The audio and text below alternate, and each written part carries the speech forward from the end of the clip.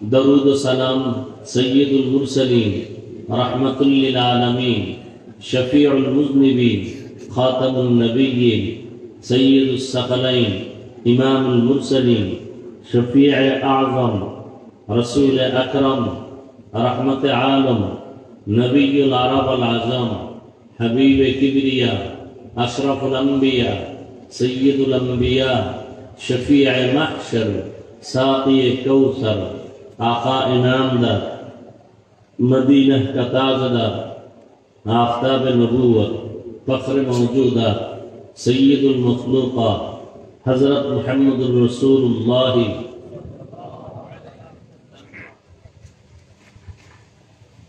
नबीजिर नामे दरूद पढ़ले गुनाह पढ़लेन ना केन सबाई सबाई आबार एकबार पढ़ेन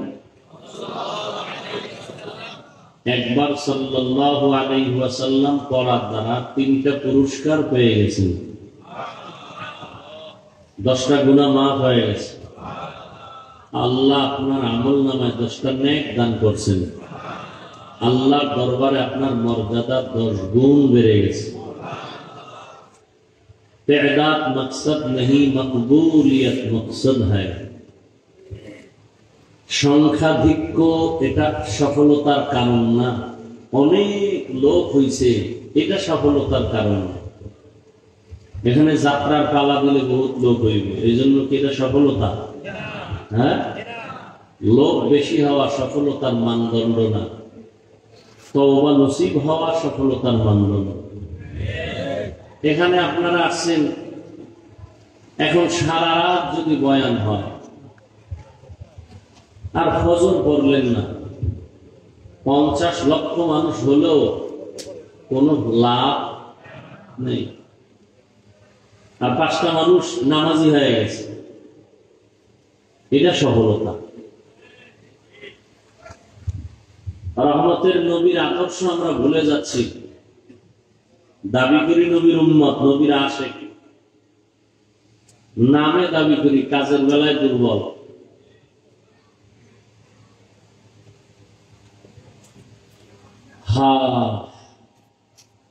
রহমতের নবী একজন, দুইজন, তিনজন করে করে দিনের দাওয়াত দিলেন, দিনের পথে আসলো। হযরত আলী রাদিয়াল্লাহু তাআলা আনহু 7 বছর থেকে 12 বছর, কেউ বলেন 10 বছর, এই বয়সে নবীর হাতে কালেমা পড়ছে। ওমর ফারুক রাদিয়াল্লাহু তাআলা আনহু 27 বছরে নবীর কাছে কালেমা যখন পড়েন, তখন নবীর কাছে মুসলমানের সংখ্যা 39 জন পুরুষ, 11 জন মহিলা। 40-এর কোঠায় গিয়া 27 বছরের যুবক ওমর দাঁড়ালেন, মাত্র 40 জন। আর মক্কার মাথা মোটা বেঈমানেরা ঘুরে আর কয় মুহাম্মদ ভালো মানুষ, মনে চায় কাছে যাই, কিন্তু থার্ড ক্লাসের মানুষগুলো এর চারপাশে ঘিরে রাখছে, কেমনে যাই? ফকির মানুষ, দুর্বল মানুষ, গ্রাম্য মানুষ, মূর্খ মানুষ, বুঝেননি কিছু। কেমন কার ব্যাপারে কথা বলতেছে? যে নবীর কোন গুনাহ তুলনা নাই, সেই নবীর ব্যাপারে। গ্রামে একটা প্রবাদ আছে, না খাওয়ার বাহানা ভাজা মাছের ঝোল। খাওয়ার ইচ্ছা নাই, এটা ভাজা মাছের ঝোল দাও। ওরা তো আসলে কালেমা পড়বে না, ওরা সমালোচক, মুনাফিক, বেঈমান, ওরা কালেমা পড়বে না, একটার পর একটা বাহানা দিবে।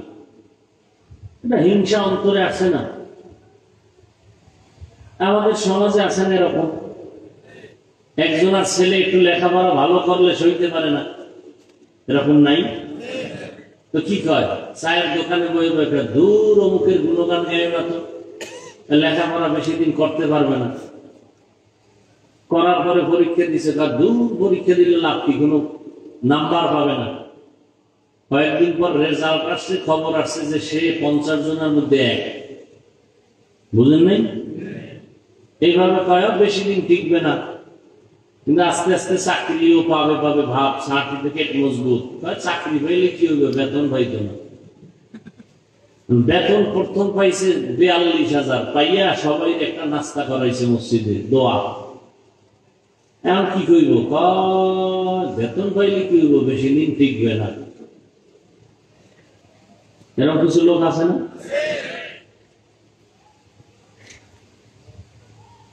অতএব এই কথাটা বুঝাইলাম যে অনেক লোক হওয়া এটা সফলতা না।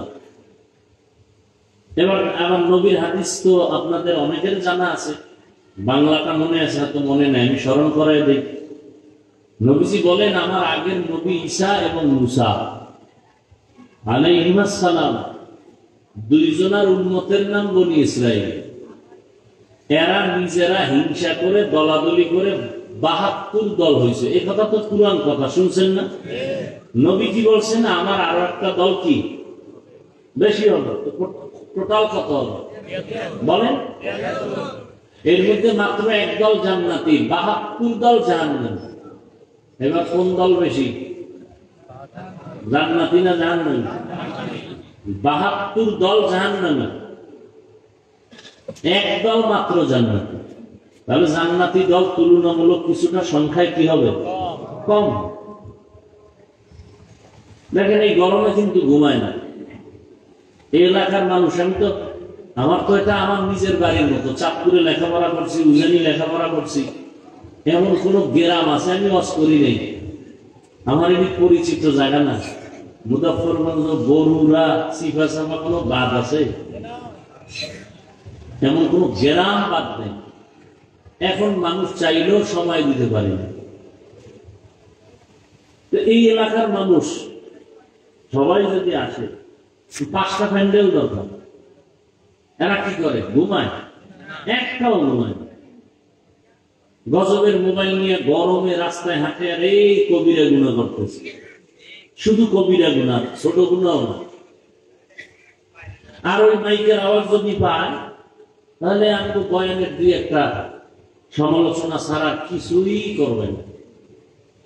তা হুজুরেরা কি আর ওয়াজ করবেন, তা তো জানা আছে।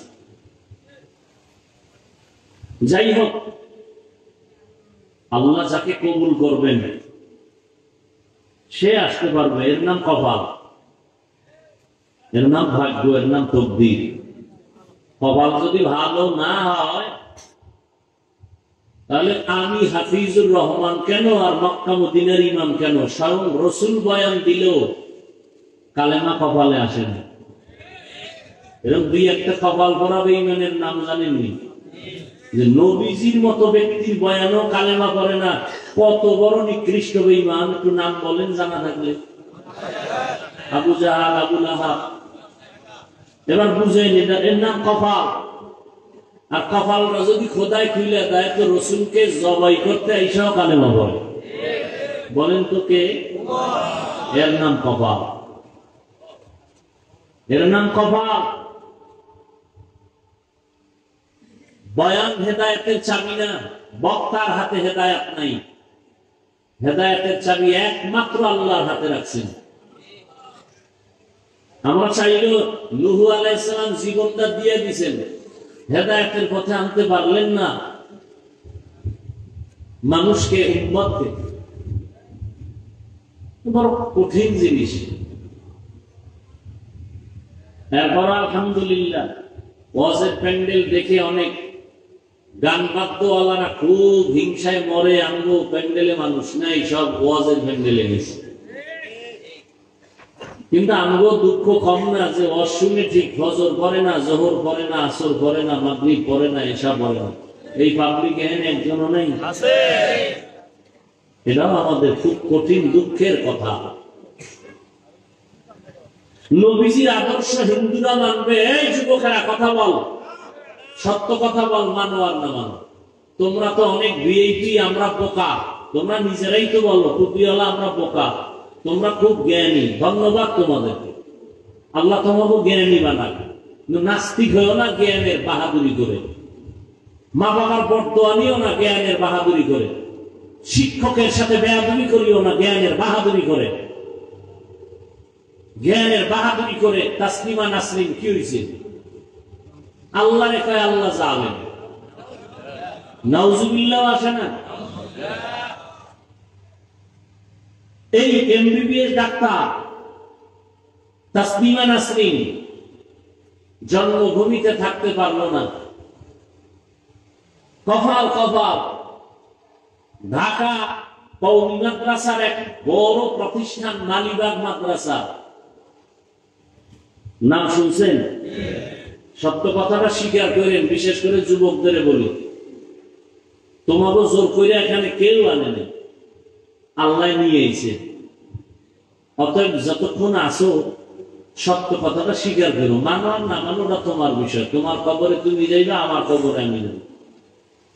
ওই সেদিন বরুড়া আসছিলাম কয়েকদিন আগে, একবার ডেট দিয়া করতে দেয় নাই আমাদের কিছু ভাইরা। সেদিন আসছি ঠিকই, প্যান্ডেল ট্যান্ডেল সব বন্ধ করায় দিছে, মাইক বন্ধ করায় দিছে। পরে ঘরের দরজার সামনে দিয়েছে, তা আমি স্টেজে উঠে, আরো কম মানুষ ছিল, আমি বললাম, ভাই আমরা ওলামায়ে কেরামরা তো আগের তুলনায় এখন প্রায় কাছাকাছি আসতেছে, আমরা মাঝে সাধারণ মানুষ মাঝে থেকে দ্বন্দ্ব করেন, লাভ কি? ইসলামের লাভ কি?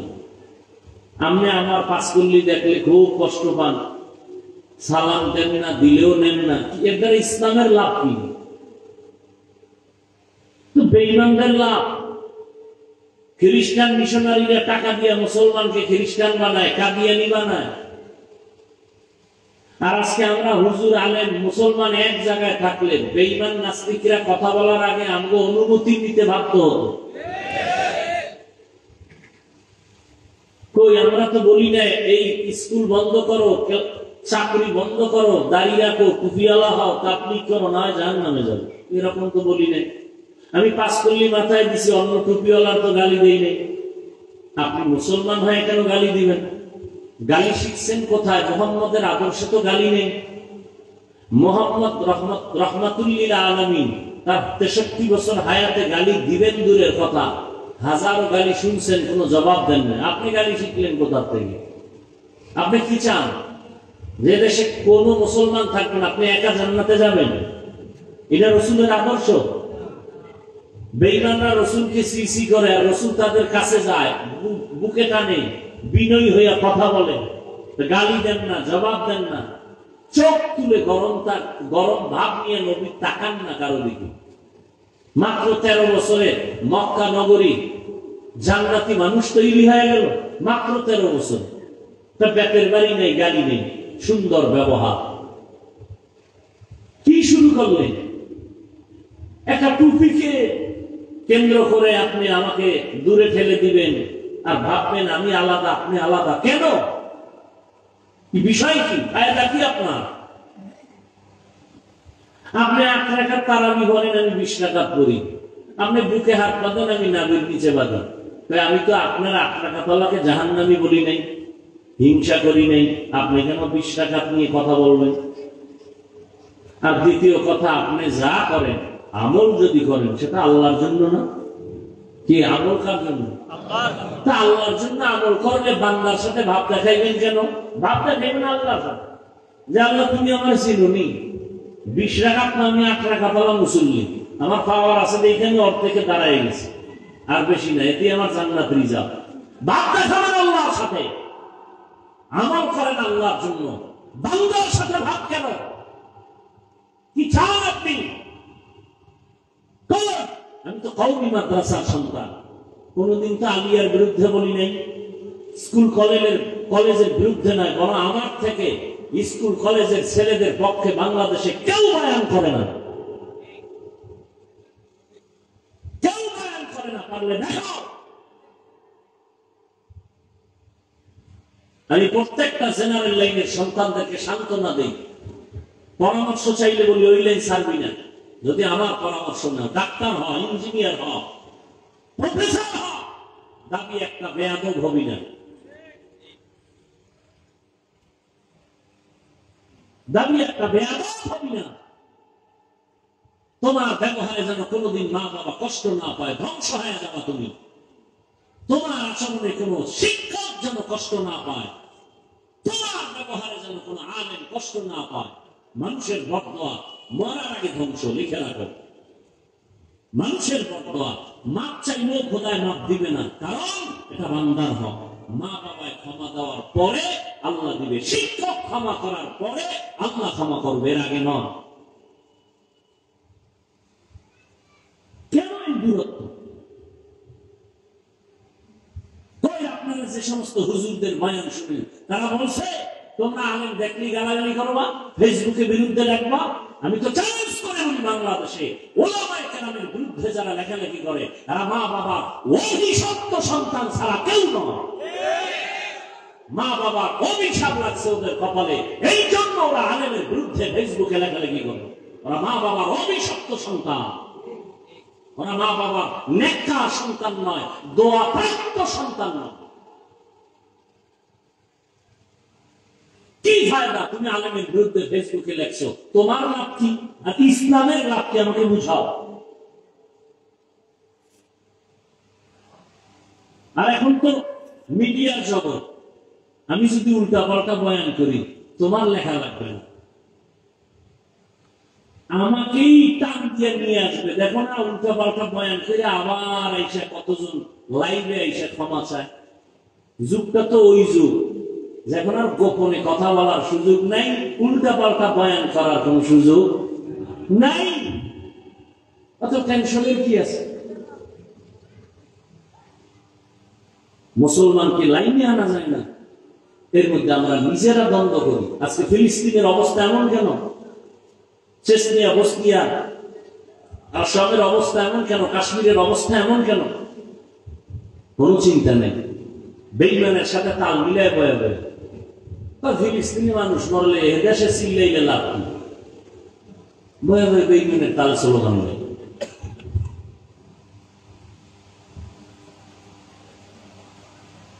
অথচ ইহুদি, খ্রিস্টান সমস্ত বিধর্মীরা ইসলামকে নিভাইয়া দিতে চায়।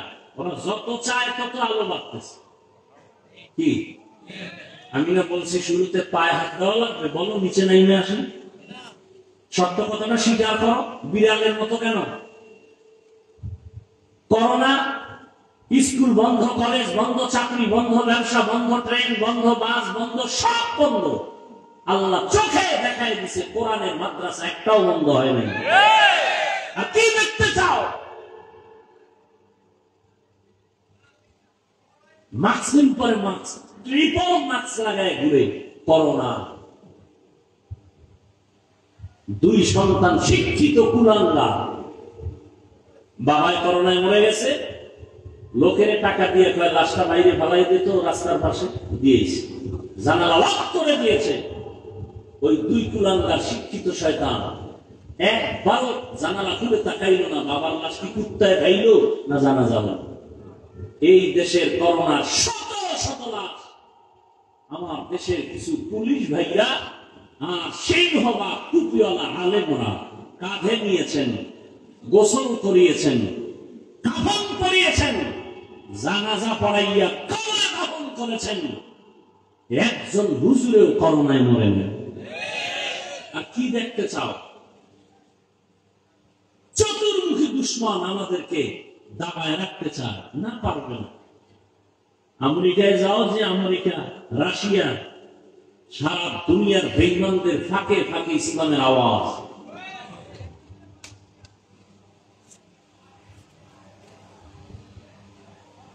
আর আমরা সমালোচনা ব্যস্ত। যে যত গীবত করতে পারে, বিরুদ্ধে কইতে পারে, সে শত খুশি,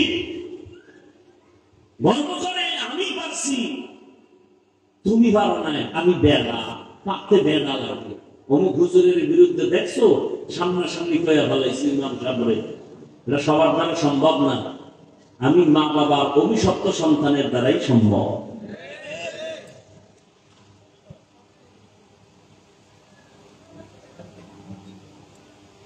আল্লাহ ভয়ে ভয়ে সমালোচনা। তাবলিগ লাগে এই নেই, চরমনে লাগে এই নেই, উজানি লাগে এই নেই, হাফিজ সাহেবের এই নেই। তোমার কি আছে? তুমি আমারে বললা অমুক, তোমার চিন্তাটা কে করবে? তোমার ঘরে কি আছে? তোমার মাথায় টুপি নাই, তোমার গালে দাড়ি নাই, তোমার নখের ভিতরে রসুলের সুন্নত নাই, জুতার ভিতরে সুন্নত নাই, তোমার ছেলে সুন্নতের লাইনে নাই, খালি তাবলিগে নাই, চরমনাই নাই, উজানি নাই, তোমার মধ্যে কত নাই?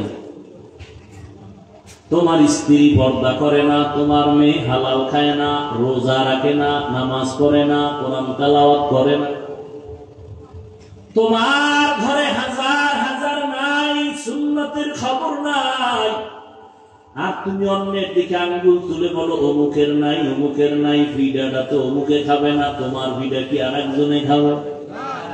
আল্লাহর কোরআন মিথ্যা মনে করবা না, পারলে একটা ভুল এখনো পারলে বের করে দাও যে কোরআনে ভুল আছে, এখন দাড়ি কেটে বলবো এখন। কারণ আমাদের পুঁজি, চিৎকারের পুঁজি হলো আল্লাহর কোরআন। কোরআন আছে, আল্লাহ আছে, কোরআন সত্য, জান্নাত জাহান্নাম সত্য, কিয়ামত সত্য, কবরের আযাব সত্য। কোরআনে ভুল তো আল্লাহ নাই, কোরআনের মধ্যে কোনো সততা নাই, তো জান্নাত নাই, তো জাহান্নাম নাই, কিছুই নাই। আল্লাহর বিরুদ্ধে নেমে যাব, কোরআন শরীফ আগুন দিয়ে জ্বালায় দিব যদি ভুল বের করতে পারো। ১,৫০০ বছর পর্যন্ত কেউ ভুল বের করার অপচেষ্টা করিয়াও পারছে? হাজার বেঈমানরা কালেমা পড়েছে। তাহলে তুমি চিন্তা করো, কোরআন সত্য, রাসূলের কথা সত্য, তাহলে কোরআনের ভিতরে যত বয়ান আছে তাও সত্য না মিথ্যা? সত্য। কোরআনের ভিতরে জান্নাতের বয়ান আসেনি? দেখছেন? কইলাম পাও ধরে যে একটু সত্য কথাটা স্বীকার করো। কত ভাবলই এখনো বই আছে যে চিন্তা করে কথা বলবো, এতে আমার বংশের মান কত নিচে চলে যাবে, এখানে বই চিল্লানো কি সম্ভব? কোরআনের ভেতরে জাহান্নামের বয়ান আসেনি? আছে। দিন থেকে কথা তো ইনশাআল্লাহ। কোরআনের মধ্যে কেচ্ছা কাহিনী নাই? আছে। কেচ্ছা কাহিনী কয়, কেচ্ছা কাহিনী কয়। ওই পৃথিবীতে শ্রেষ্ঠ কিচ্ছার কিতাব হলো কোরআন শরীফ। কোরআন শরীফের ভেতরে বাঘের কথা আছে, বাঘের কিচ্ছা আছে। কোরআন শরীফের ভেতরে হাতির কেচ্ছা আছে, কোরআন শরীফের ভেতরে গরুর কেচ্ছা আছে, সাপের কেচ্ছা আছে। কি ওলামায়ে কেরাম নাই?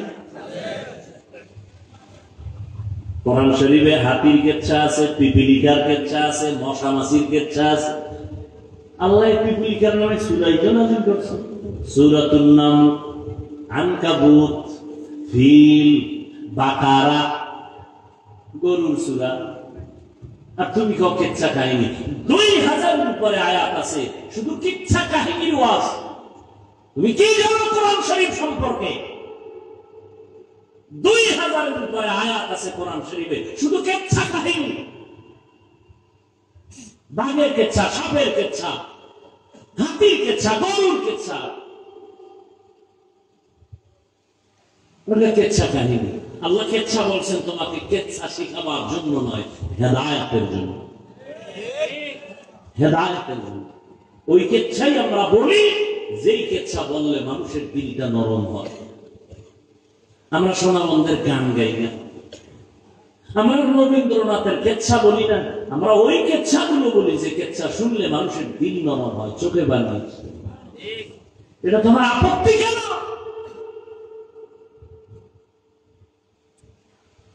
আপত্তি কেন? সাধারণ মানুষের ভেতরে বিভ্রান্ত কেন? আল্লাহ আমাকে মাফ করে দেন, আপনাদেরকেও মাফ করে দেন। আমার দেশের সব উলামায়ে কেরামকে এক হওয়ার তৌফিক দান করেন। উম্মতের সামনে উলামায়ে কেরামদেরকে কথার মাধ্যমে হেফাজত রাখার তৌফিক দান করেন। ভুলে টুলে দুই একটা কথাও যদি হয়ে যায় আল্লাহ মাফ করে দেন। وَمَا خَلَقْتُ الْجِنَّ وَالْإِنسَ إِلَّا لِيَعْبُدُونِ।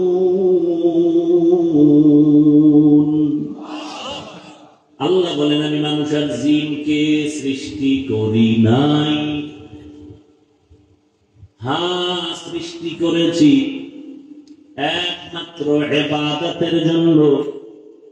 রহমতের নবী বলেন লা তাআতা লি মাখলুকিন ফি মাসিয়াতিল খালিক। আল্লাহকে বেজার করে ভিন্ন কারো আদেশ নিষেধ গ্রহণ করা হারাম।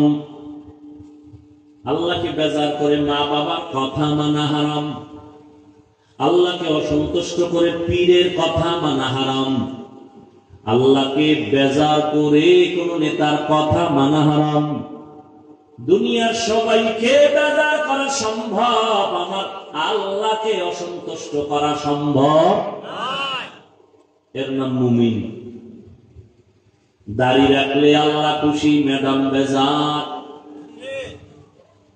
দাড়ি রাখলে ম্যাডাম খুশি, পর্দা করলে শালি দুলাভাই বেজার, আমার আল্লাহ খুশি। এখন তুমি কি আল্লাহকে খুশি করবা নাকি তোমার ম্যাডাম রে খুশি করবা? এটাই তো তোমার ইমানের পরীক্ষা। আল্লাহকে বেজার করা যাবে না, দুনিয়ার সব বেজার হয়ে যাক, এতে আমার আপত্তি নাই, কারণ হায়াতের মালিক দুনিয়ার কেউ না, আমার আল্লাহ। রিজিকের মালিক কোন নেতা না, আমার আল্লাহ। মরণ দেওয়ার মালিক আমার আল্লাহ, সম্মান দেওয়ার মালিক আমার আল্লাহ। সম্মান দেওয়ার মালিক কে? কোন মানুষের কাছে যদি সম্মানের চাবি থাকতো তাহলে হুজুরকে কত আগে পাড়াইয়া মেরে ফেলাইতো। কিন্তু যতই বাঁকাতেরা কথা কয়, হুজুরকে সম্মান তো কমাইতেই পারে না। যত কমাইতে চায় তত বেড়ে যায়। চেয়ারম্যান সাহেবের চেয়ারের মেয়াদ আছে, কোরআনওয়ালার চেয়ারের কোন মেয়াদ নেই। আছে? এলমেরাজু করদন বেহিসাব খলকে রাদাতন জওয়াবে বাসওয়াব হক না দারদ দোস্তে খলকা জারেলা মিস্তে ই খসলত একে দিনদারেলা। এই যে একটা কবিতা বললাম ফার্সি ভাষায়, খারাপ লাগছে? আল্লাহর সাক্ষী খোলা আসমান, ঠাডাটা ভরবো মাথার তাল্লুর বাজে, সত্য কথা খারাপ লাগছে? আল্লাহর কথা, আল্লাহ প্রিয় বান্দাদের কথা মজাই মজা। যার অন্তর নষ্ট ও বলবে ভালো লাগে। কেন? অন্তর নষ্ট। জমিন ফেটে গেছে রৌদ্রের তাপে, লাঙ্গল চালায় চলে না, ট্রাক্টর চালায় চলে না। ও আল্লাহ নরম কেমনে করুন? তোর বাপেরে দিয়েও ভাবতি না, কি করা? আমি রহমতের দৃষ্টি দিব, 1 সেকেন্ডে নরম। গুনার কারণে অন্তর নষ্ট করে ফেলেছো। হাতের গুণা, চোখের গুণা, কানের গুণা, অন্তরের কল্পনার গুণা। কয় এত গুণা কেমনে? কয় মোবাইল। সারা রাত মোবাইলটা হাতে নিয়ে কবিরা গুনাহ করে কাটিয়েছে রে যুবক। দরওয়াজা বন্ধ, জানালা বন্ধ, কেউ দেখে না। কানের মধ্যে গানের তার লাগাইয়া সারা রাত মোবাইল হাতে নিয়ে কবিরা গুনাহ করেছো, কেউ দেখে না। কে দেখছেন? ও যুবক বাবা, এই গুনার কারণে শুধু তোমার কবরের আযাব আর হাসরের ভিড় এমনটা না। আজকে বাসায় গিয়ে গুগলে সার্চ দিয়ে দেখ, টাচ মোবাইল আর অ্যান্ড্রয়েড মোবাইল দেখলে কি ক্ষতি হয় শরীরের। চোখের পাওয়ার যায়, হায়াতের শেষ, দেহ দুর্বল, মাথার ব্রেন দুর্বল, হার্ট দুর্বল, কানের পাওয়ার দুর্বল, এক একটা দুর্বল হয়ে গেছে। যখন সময় আসবে বেঁচে থাকার, বাঁচবি, তবে বিছানায় পড়ে থাকতে হবে। চোখ থাকবে, পাওয়ার থাকবে না, কান থাকবে, শ্রবণ শক্তি থাকবে, এখনই নাই। মোবাইলে গান শুনতে শুনতে এই কানটা ঠিক রাখতো আরো 40 বছর। এ মাত্র 27 বছরে কানের পার্স নষ্ট। আম্মা জানকা ভাত খাবি না, কাল গোসল করে ফেলছি, পার্স নষ্ট হয়ে গেছে। আহা, হাসো। যা বলেছি তা কান্না দরকার, লজ্জা নাই তো, এই জন্য হাসিয়েছি। লা ঈমানা লিমান আলা। কন্ট্রাক্টর নামাজ পড়ে, ড্রাইভার পড়ে, হেল্পার পড়ে, যাত্রীরাও পড়েনি। তুমি কেন পারো না রে বাবা? তোমার উপরে আমার আল্লাহ বেজার। আল্লাহ বলেন, ওয়া মা খালাকতুল জিন্না ওয়াল ইনসা ইল্লা লিয়াবুদুন। ও যুবক বাবারা, ও বৃদ্ধ বাবাজিরা, পর্দার আড়ালের আম্মা জানেরা, এখানে আমরা যারা বসছি সবাই আমরা মুসলমান, ঠিক নি? আপনাদের আল্লাহ আমার আল্লাহ দুই, আপনাদের নবী আমার নবী। এই জবান খুলো। আপনাদের কোরআন আমার কোরআন, আপনাদের ধর্ম আমার ধর্ম, আপনাদের কালেমা আমার কালেমা, আপনাদের কাবা আমার কাবা। আপনি আমি দুনিয়াতে আসছি সিস্টেম, আপনারা লঙ্গি পরে আসছেন। আবার যেদিন বিদায় বেলা ডাক চলে আসবে, যাওয়ার বেলায় মরণের কালে কাফন হবে সংখ্যা কয়টা? পুরুষের 3টা, মহিলাদের 5টা, কালার হবে আলাদা নাকি? কুমিল্লা জেলায় যারা আছে, চাঁদপুর সহ, এদের কাফনের কালার একরকম, ঢাকাওয়ালাদের কালার আর এক রকম, তাবলিগওয়ালাদের কাফনের কালার একরকম, যারা তাবলিগের লাইনে নাই তাদের কাফনের কালার আর এক রকম। একটু চিন্তা করো। আল্লাহ কুকুর শুয়ারের জ্ঞান দেয় নাই গবেষণা করার, আল্লাহ মানুষকে দিয়েছেন একটু চিন্তা কর। এর মধ্যে রহস্য আছে না নাই? মরণকালে কাফনের কালারও সমান, কবরের সাইজ হবে একটু আলাদা। আপনাদের এলাকার কবরের সাইজ 10 হাত না সমান? কবরে রাখার পরে ফেরেশতা কয়জন? 2 জন। কয়জন? প্রশ্ন হবে 3টা। কয়টা? আমারও যেই প্রশ্ন, আপনাকেও সেই প্রশ্ন, শিক্ষকের যেই প্রশ্ন, ছাত্রকেও সেই প্রশ্ন, বেঈমানের যেই প্রশ্ন, মুমিনেরও সেই প্রশ্ন। সবার বেলায় প্রশ্ন কি? রবের পরিচয় দাও, ধর্মের পরিচয় দাও, রাহমাতুল লিল আলামিনের পরিচয় দাও। এবার একটু ফলাফল মিলাও। তোমার আমার আল্লাহ এক, নবী এক, কোরআন এক, কাবা এক, ধর্ম এক, কালেমা এক, কাফন এক, কালার এক, কবর এক, প্রশ্ন এক। কিন্তু তাকাইয়া দেখো, তুমি আল্লাহ মানো, নবী মানো, কোরআন মানো, কাবা মানো, হাদিস মানো, তোমার আমার বয়ান করা লাগবে কেন? বয়ান তো হিন্দুদের করবো, কারণ ওরা নবী চিনে না, ওরা কাবা চিনে না, ওরা কোরআন বুঝে না। বয়ান তো খ্রিস্টানদের গির্জায় গিয়ে করবো, তোমাদের কেন বয়ান? তাও আবার 12 মাস, তাও আবার একদিক না। তাবলীগওয়ালারাও বয়ান করে, পীর সাহেবরাও করে, আমরা বক্তারাও করি, জুমার দিন খতিবরাও করে। এত বয়ান, এত বয়ান, এত বয়ান, এরপরও বাবা তুমি টুপি পরো না। আমি টুপি ছাড়তে চাই না, টুপি তুমি মাথায় দিতে চাও না। আমার টুপি না দিলে লজ্জা লাগে, তোমার টুপি পরতে লজ্জা লাগে। আমি দাড়ি কাটতে লজ্জা পাই, তুমি দাড়ি রাখতে লজ্জা পাও। আমি মসজিদে না ঢুকলে লজ্জা পাই, তুমি মসজিদে ঢুকতে লজ্জা পাও। আসলে কি তুমি ভিআইপি মুসলমান? হ্যাঁ, তাজা শয়তান। তোমার আমার আল্লাহ এক, নবী এক, কোরআন এক, কাবা এক, ধর্ম এক, সব এক। তোমাকে বয়ান করতে হবে কেন? আচ্ছা, বয়ান করার পরেও তো ফলাফল নেই। যেখানে যাই লোকজন হয়েছে, ফজর পরে নাই, জোহর পরে নাই, আসর পরে নাই, মাগরিব পরে নাই, এটাও নাই। আশাকে রসুল, টাটকা আশাকে রসুল। এরপর হুজুর আলহামদুলিল্লাহ ইমান তাজা। রাগ করবেন না, বুঝাবার জন্য বলি। চিন্তা করো, আসল জিন্দেগি কয়দিন? আর কয়দিন? এই যে রমাজানের ঈদ গেল, কত যুবকের লাশ নাই, তাজা লাশ চলে গেছে। একসাথে 14 জন নেই, 11 জন নাই, 24 জন নাই, খবর নেই আপনাদের? এই ঈদের সময় কত নতুন করে এখন মরণের আর এক ফাঁদ বাইর হয়েছে। বাইক কি যুবকেরা, ওটা বইলি কেমন জানি খেলে আগুন, পুরো বডি আগুন। পেছনে যদি বিপরীত লাইনের 5 থাকে তো আরো আগুন। হায় হায় হায়, কি বয়ান করবো? তোমার আত্মা আপনার বিয়ে করে আলেম ওলামা, তুমি হে আলেমের বই বই গালি দাও, ইমামের পিছনে নামাজ পড়ে চায়ের দোকানে ইমামের বিরোধিতা করো, তোমার কি বয়ান করবো?